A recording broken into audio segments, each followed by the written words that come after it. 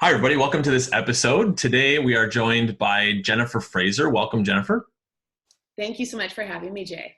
You're welcome. Thanks for being here. And Jennifer Fraser is an award-winning author and educator, and she holds a Ph.D. in comparative literature. She lives out in beautiful British Columbia on Vancouver Island.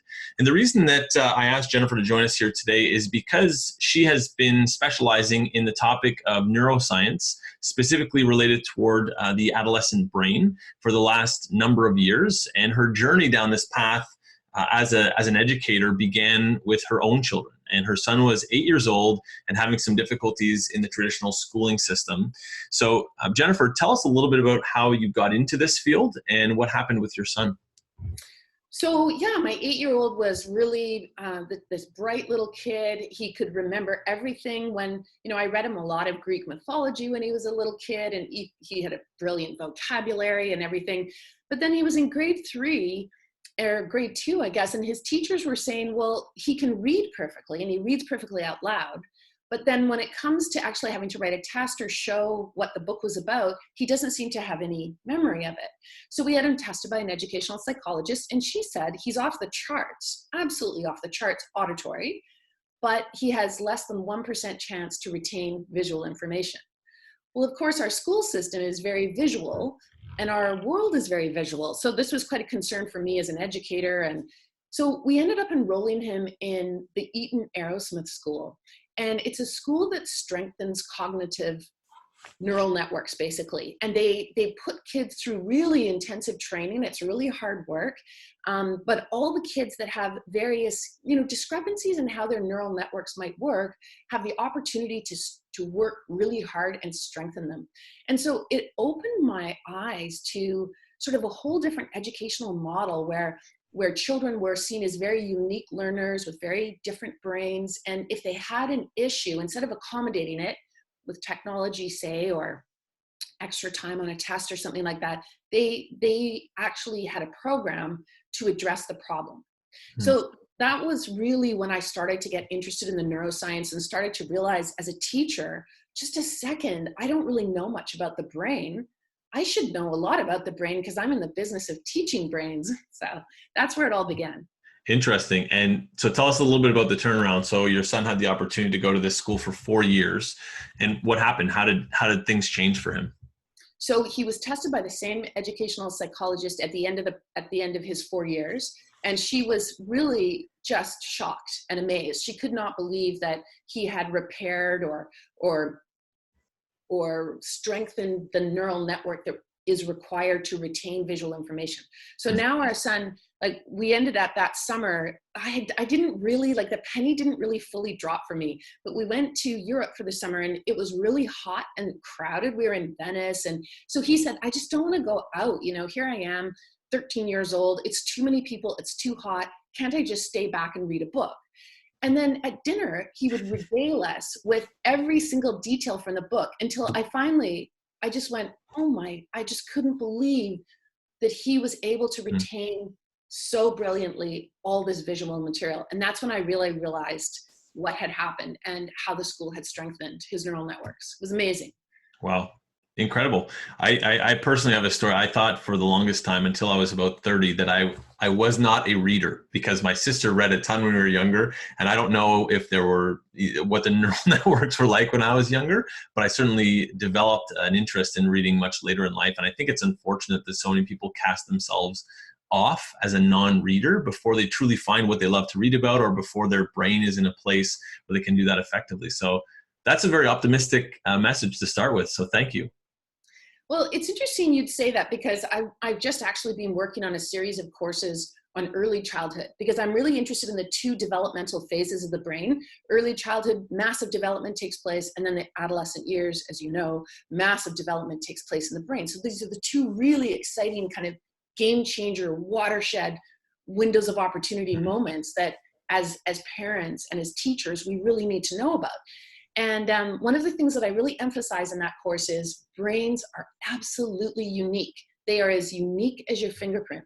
So we make this mistake, we put all these kids into a class based on their age. So 9-year-olds or 15-year-olds, but their brains are all as different as their bodies in terms of development. You know, when you look at a group of teenagers, they look completely like shockingly different, really, on their ages and stages. Same thing on the inside. And we forget that just because we can't see it. Hmm.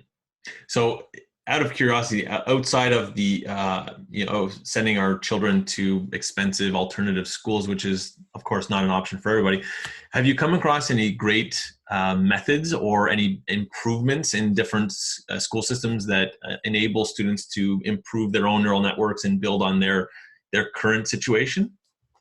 Well, I think some of the most exciting and interesting research comes out of Naperville, which is a school district in the US, in Illinois.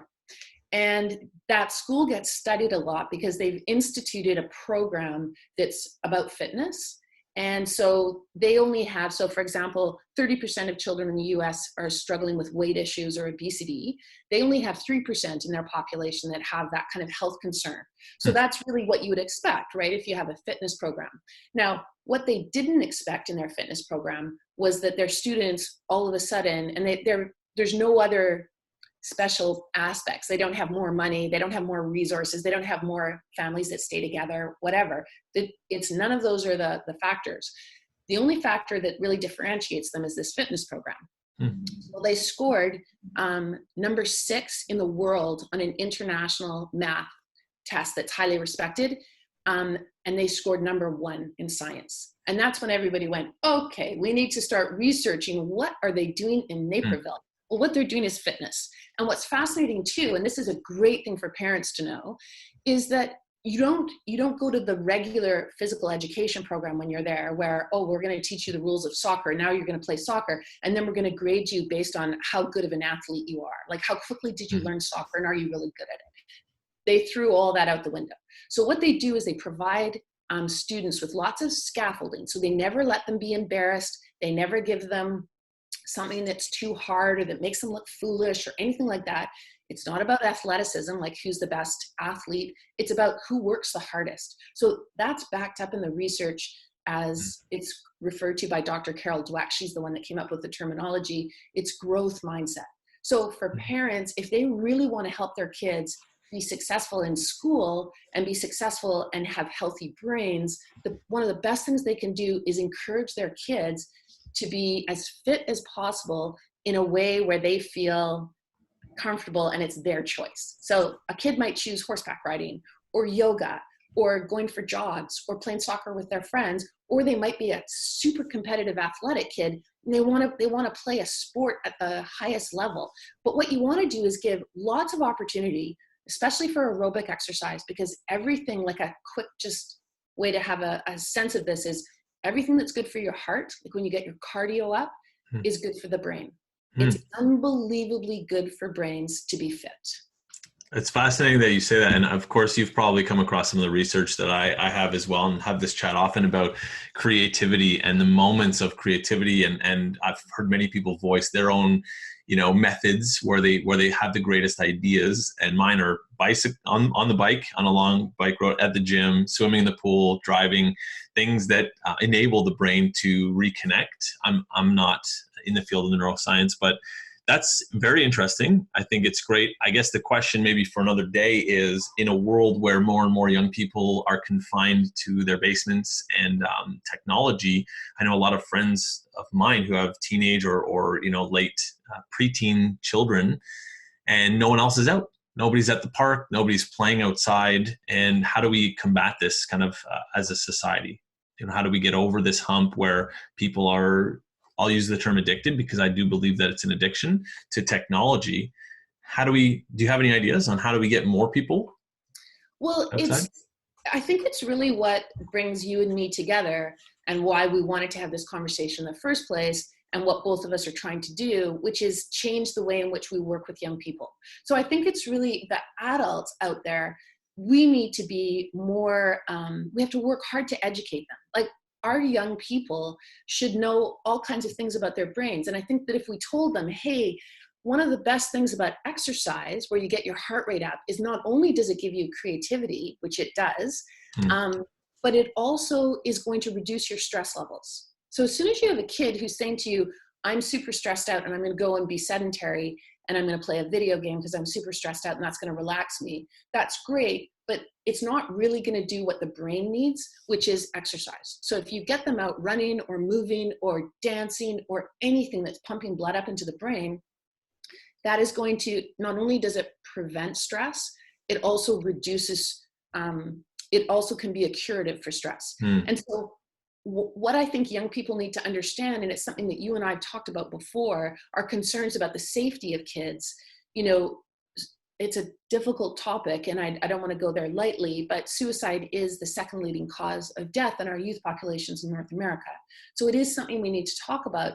And if we empowered our young people to know more about their brains and for them to understand that the part of the brain that actually makes really good decisions, like I shouldn't be playing video games for 10 hours straight, or I need to put my phone away and meet the eyes of other people and activate my empathy, or I need to study because that's going to help me move on in my career.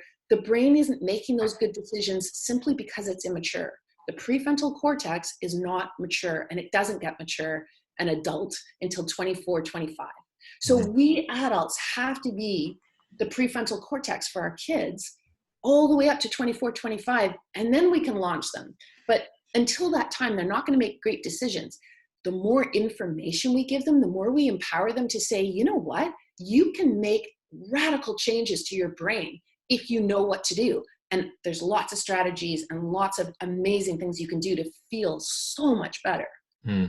Yeah, I think I agree. And I think one of the fascinating things that I've experienced in the last 4 years through the parents of the Discover Year students, through conversation with them, is most often they tell me, when they find out what we do at our Discovery Days, they say, thank you, because we've been working on this for 18 years and they just won't listen to us. So I think a positive message for parents oftentimes, so two things from my perspective is, number one, sometimes, and you probably have lots of research to kind of demonstrate this, but I feel like the parent is not necessarily the person who's going to help them enact change. It's more like that information is tucked away in their brain, and it is making a difference, but it may not be shown right away. And then the second part of that is the importance, as Lauren Steinberg talks at length about in Age of Opportunity, a book on adolescent brain, about the importance of the environment that they're in. So maybe if you can, tell us a little bit about what you believe parents and educators can do. What's most important for them, number one, to understand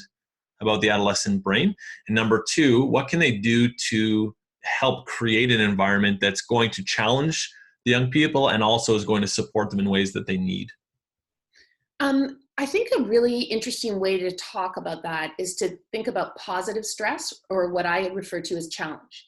So positive stress, challenge, is really good for the brain. What happens is, and if we talk about Dr. Steinberg and what he talks about a lot in terms of environment, is toxic stress or chronic stress. So the adolescent brain, which is hard for parents, it's hard for teachers, coaches, the adolescent brain has been, prepared by evolution for the child to leave the cave. So basically the brain wants you to go out at 13, 14 and meet up with other cave dwellers far away from home. It powers the brain to, it's reward seeking, it's risk taking, it's restless. And this is all, kids don't even know what's happening to them, but all of a sudden they've become these incredibly moody teenagers. And any parent who's been through it will just be like, what happened? My lovely child has become this moody teenager. And so really, if you understand what's going on in the brain, it's easier to work with it. So when I do my course working with the adolescent brain, the big word is with, because if we work with the brain, we're going to get way better results. But despite our best intentions, we oftentimes work against the brain just because we don't understand it. So if our young people know, and their parents know, that they're going to go through this incredibly restless phase, they're going to be doing crazy things because they're all about taking risks. And then the other piece that's so important for parents to know about is they become hypersensitive. So the reason they're hypersensitive is evolution is programming them to really get sort of aware of other cave dwellers' behaviors, how they look, and what their facial expressions are, what their thoughts and intentions might be. So we get this heightened sense when we're 14 and 15 and on, because because we need it to find a mate, essentially.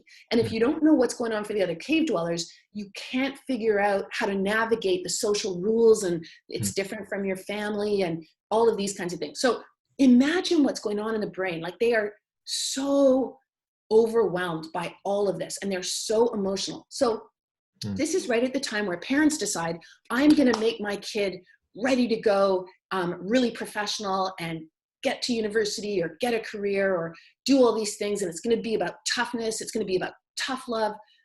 And it all backfires, because in actual fact, what a teenager needs, much more than a child who isn't in that adolescent brain phase, is a huge amount of understanding. They need a parent who is matching their emotional sensitivity with total sensitivity, by being really like listen carefully, look them in the eyes, be a role model for how you want them to be. If you want your child to show a lot of self-regulation, you've got to be the role model for it. And unfortunately for us parents, you have to do it over and over and over again, because as Dr. John Medina says, the key things you need to know about the brain is you have to repeat to remember, and you have to remember to repeat. So, with our kids, we know that they're going to learn math, or they're going to learn French, or they're going to learn geography if we teach them every single day from, kindergarten on up until 18. We've got that locked into our minds. But for whatever reason, we seem to think that we can teach them a rule about safety or proper conduct, or the importance of post-secondary education, and they're just going to learn it. It's not that way. It's kind of going to be a role modeling thing and a daily thing. And that's how they learn.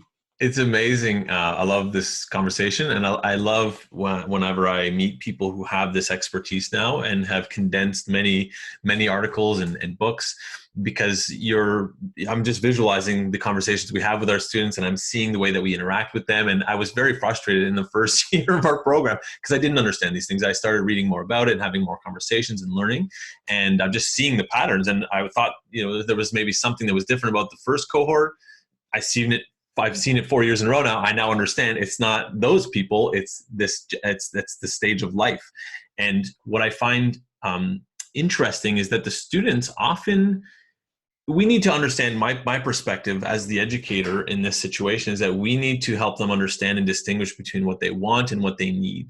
And it's an important conversation to ask them, I believe, what they feel is they need or what they actually want, and then to help them understand why we see things that we think they need that they may not understand. And as your example alludes to, they often resist doing things more than once, but we understand that they need to do these things repeatedly to build the skill effectively. So, but they'll say, oh, it's boring, or we've done it before. But what I now understand is what they're saying is, I'm a little bit uncomfortable doing this. We're talking about vulnerable things, or I'm not as good as I might like to be at this. So how can we as parents and educators, do you have any other suggestions in terms of a parent, like lay it out for us? I don't know if you have any examples, but I'm a parent. I have a 17-year-old, 18-year-old. What can I do to be more diligent or disciplined in terms of helping them be consistent in reiterating these things? So what I really try and teach, and it's what I worked on a lot in my new book that I have, is really the key, I think. And it was news to me because I wasn't a practicer myself before, but I am now. And it really, if you can help kids understand mindfulness and you can practice it yourself as a parent, it is pretty miraculous in terms of what it can do for teenagers or young people, young adults. So the key is, one of the things, I'm going to backtrack for 1 second and explain something, and then I'll go forward and talk more about the mindfulness. But when you read neuroscientists talking about the adolescent brain, inevitably they come up with this analogy, and they say, what you have to understand about the adolescent brain is they've got the sort of high octane gas pedal of a race car, but they have the brakes of a bicycle. And that's what the problem is. So that, for you as a parent with an 18-year-old, that's what you're dealing with. So how can you navigate this unbelievably difficult time? And most of all, like, my big push is, let's keep them safe, number one, and then everything else can fall into place. But safety, they are the most at risk for dying between the age of 13 and 24. So it's high stakes. We all need to know this stuff, and we have to put it into practice. So I said to myself, okay, if kids have got this like crazy gas pedal, which is the limbic system. So this is the emotional center of the brain. It's the thing that makes you do impulsive, crazy things. It makes you burst into tears. It makes you lose your temper, fly off the handle. It's all of that. That is the limbic system. And so that is what is the high octane gas pedal. And so kids are highly emotional.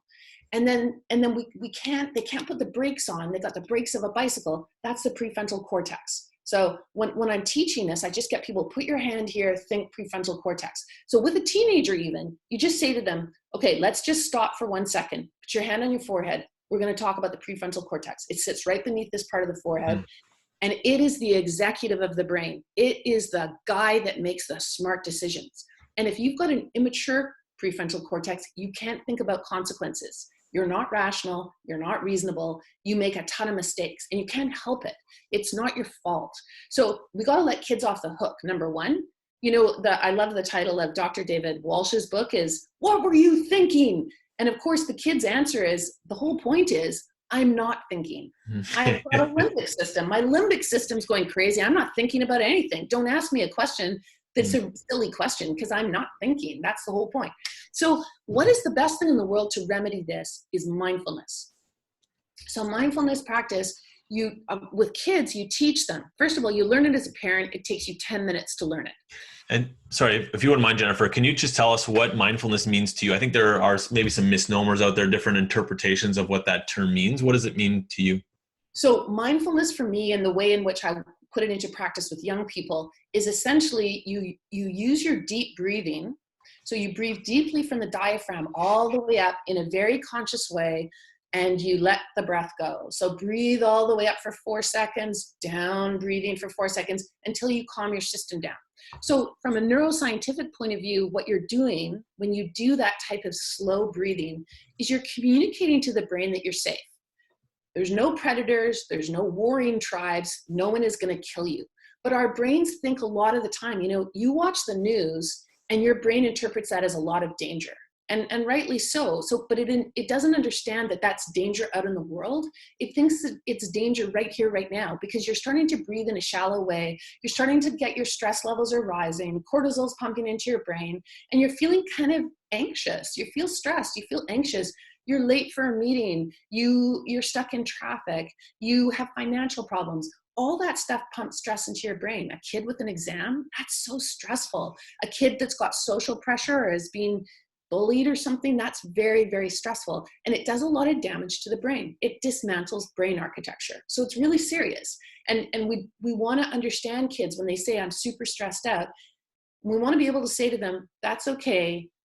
We're going to use a deep breathing right now. You're going to close your eyes. You're going to start to visualize. I mean, it's more complex than that. But the gist of it is, when we're stressed out, our sympathetic nervous system kicks into overdrive. It's an ancient part of our brain, and our brain doesn't understand we're in the 21st century. So the brain thinks, we're pumping up adrenaline and cortisol. That's the right way to get away from a predator. That's what the brain thinks. I'm in danger when I feel stressed out. I might be feeling stressed out about my finances, but my brain interprets it as predator. Yes. So I have to now separate my brain and my mind. That's how I understand mindfulness. Mindfulness is when you stop everything and you say, calm down. I'm going to go for a run right now because my stress levels are high. I'm going to get my mind to calm down very consciously, and it's going to tell my body it's time to calm down. That's when you activate the parasympathetic system. The parasympathetic system is when you're deep breathing, your heart rate drops, your blood pressure drops, you breathe slowly, which tells your brain you're safe. Once your brain is safe, you can do anything. You can be reasonable. You can have a great conversation. You can stop arguing. Talk about a great strategy for marriage. If you're in a big fight with your partner, take 10 minutes out, both of you together, do your deep breathing and see if you feel the same when you come back to the conversation.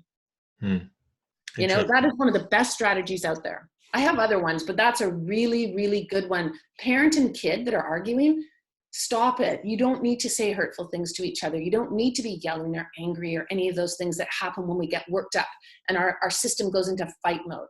You have every power within you to calm that down by separating your brain and your mind, telling your brain that you're safe, your kid is safe, so you don't need to freak out, and then having a real conversation 10 minutes later after deep breathing.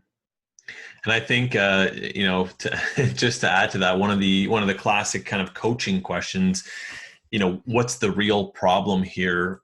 It might be a nice that might be a nice segue into, because most of the time, whatever this fight is about, they're not actually concerned about what the topic is of the fight, right? We are not usually concerned mostly about that. It's kind of some kind of residual or offshoot. So that's great, and I think I didn't even understand how to breathe until I was in my 30s, and I have wonderful parents, and I had amazing access to education. But and even some of our students, because we do mindfulness, we do, guided meditation every week, and they do come to understand how important that basic act is, it's amazing to see them have that realization. So, cool. Thank you. That's an easy one, very digestible. I guess my next question for you is about, so you mentioned, we've got to let them off the hook. And I think we need to dig a little bit deeper into that, because for those that are listening that aren't familiar with the kind of the basic parenting styles, kind of the parent who is hands off and lets their child do whatever they want, essentially with very few rules, that's kind of called permissive.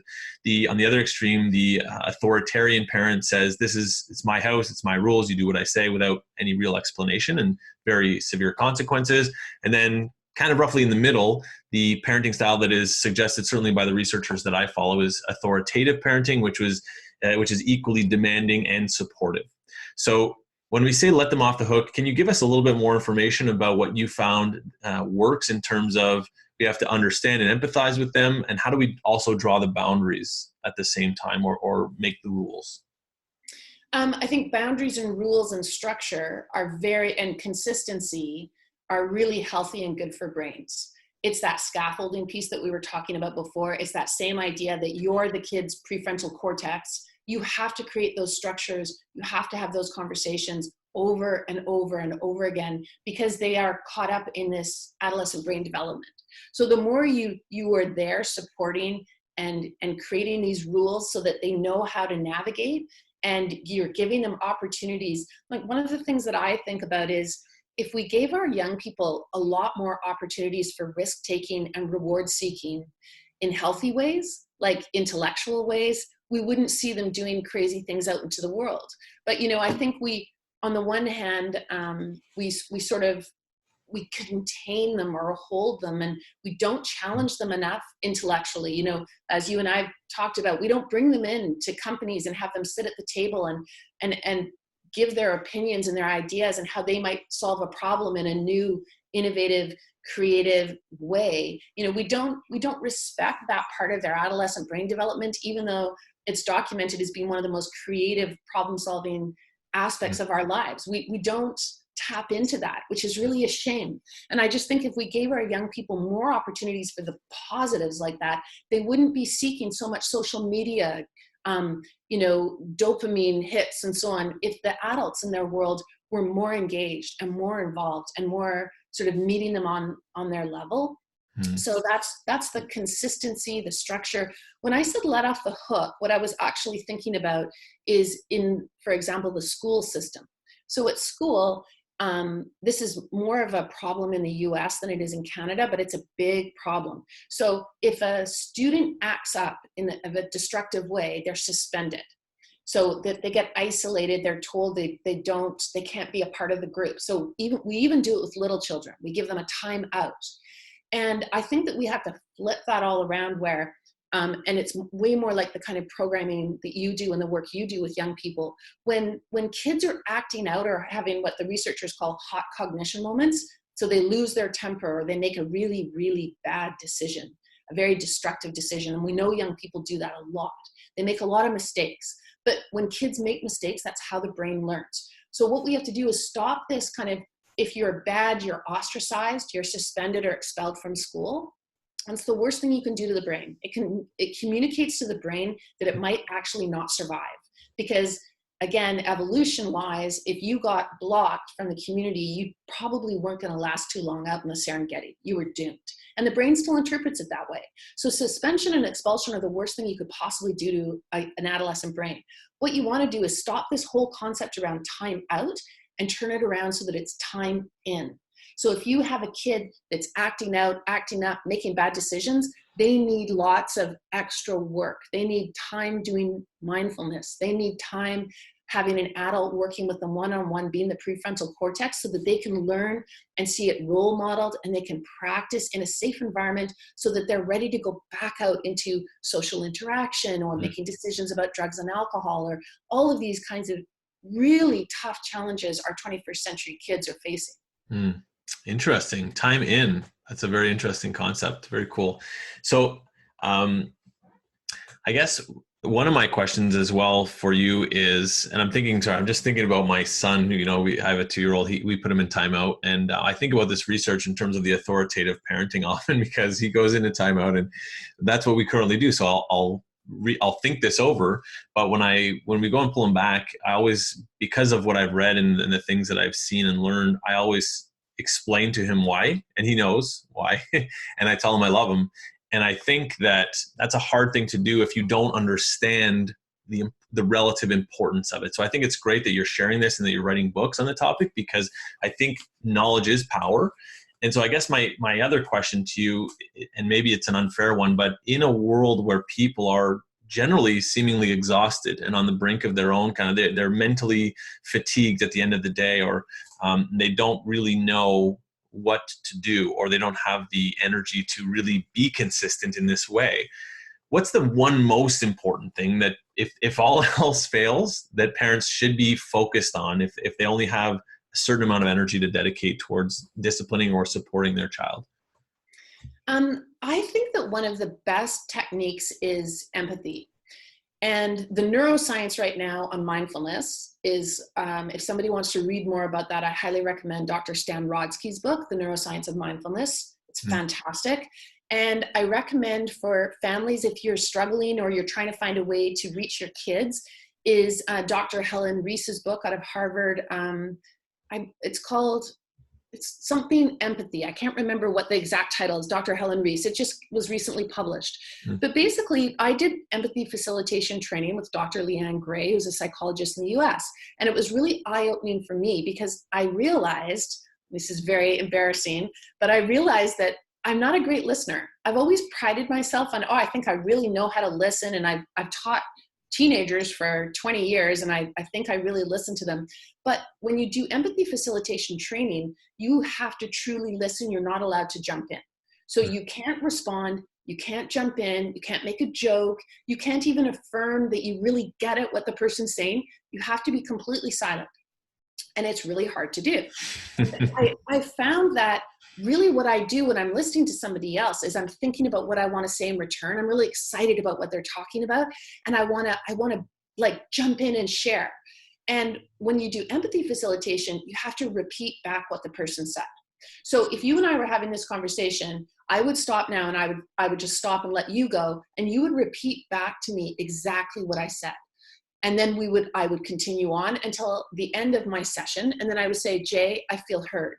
Well, can you imagine this with a teenager? So the parent sits down, they want to have a discussion around curfew, or they want to have a discussion around the family car, or about an event that's happened that's upset both of them, or the parent's worried, whatever. They sit down together, and instead of telling your child all your thoughts and feelings and why they have to do what they need to do, you let them talk and you repeat back what they said. You don't say anything until they completely feel heard. They've told you everything, all their arguments, all their beliefs, all their feelings for however long it takes.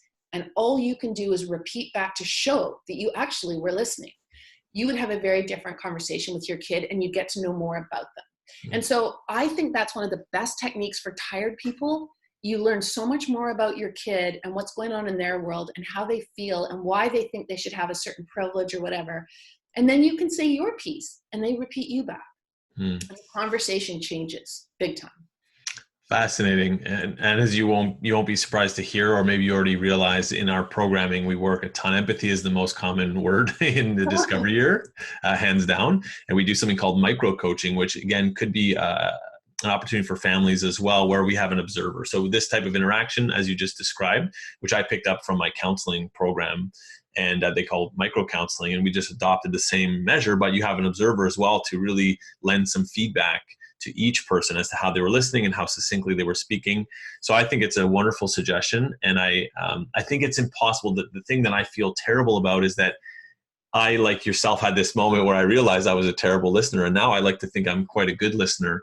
And it was on an airplane, and I met this woman, and she was in education. We were going to the Yukon, and she was in remote rural areas in the Yukon. And it was fascinating to me because I was just embarking upon my journey into education.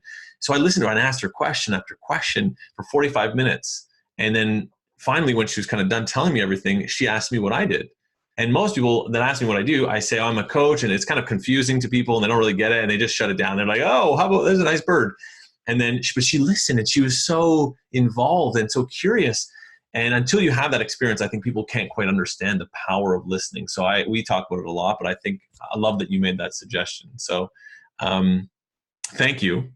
And I think that's about all the time that we have for today. I could go on and chatting hours with you, but what I want to do is make sure that our parents or anyone listening or watching knows where to find you. And I know that you do have some courses that are available to help people better understand the adolescent brain. So tell us a little bit about where to find you and what's involved in those. All of my articles and books and the work I'm doing is on my website, which is, it's essentially www.neuro, as in brain, neuroparadigm.com. And my courses are on Thinkific. So it's Adolescent Brain, Thinkific.com. And the other one is called Career Driven at Thinkific.com. And basically the Career Driven one, I haven't had as much time as I'd like to really work on the career ones, but as I said before, like I always start with safety. And so the first 3 courses I did on that site are about alcohol and drugs, illicit drugs and marijuana. Because I think if we told young people what these substances were doing to their brains when their brains are at a super fragile state, they'd be a lot more sort of hesitant to mess around with it, because it's shocking what alcohol and drugs do to kids' brains. After 24, it's a totally different thing. It doesn't nearly impact them as badly as it does when they're young, but they don't know that. They're just not getting that information. And then working with the adolescent brain, I did a series of courses for young people. It's directed at them, called Drive and Survive, because again, it's the leading cause of death is car accidents. So it just totally distresses me, because I think that if we taught them how to put their mind in the driver's seat and not their brain, they'd be a lot safer. So it's a whole bunch of like really practical, how can you drive more safely? And then the course for parents is called Working with the Adolescent Brain. So yeah, they're on my website, and anybody who wants to reach me can reach me through that website. And I'm happy to support parents and talk to them and all that kind of thing.